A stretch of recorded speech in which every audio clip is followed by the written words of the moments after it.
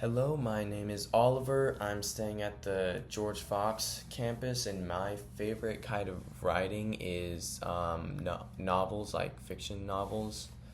I like reading a book and being able to be fully immersed in the world. And I think one of the books that does that the best for me is The Lord of the Rings by J.R.R. Tolkien. Unfortunately, my copy's at my house right now, but I have this digital one on my phone. Uh, yeah.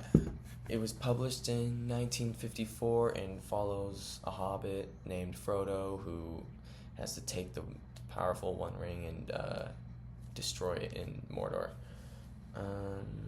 The author of this book is J.R.R. Tolkien. He was a professor of the English language and of literature.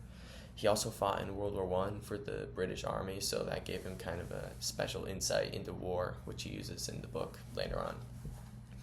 His audience was really anyone who enjoyed reading about fantasy or mythology. I think his previous book, The Hobbit, was geared towards kids, but this one was more meant for adults. The purpose of this book was not only to tell a good story, but also to build a world that feels alive and real. You have like all these different languages that he invented for all the races, like the elves and dwarves, but also he like wrote maps out and created all this history for the characters to refer back to.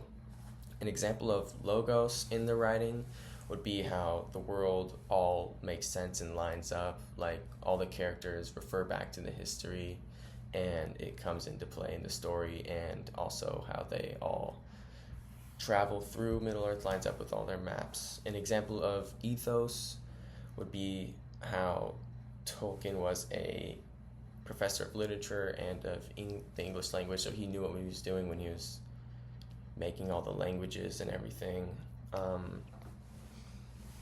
An example of pathos would be how the friendship of the Fellowship of the Ring grows throughout the books. Specifically, Legolas and Gimli, they start out hating each other, but by the end they grow close.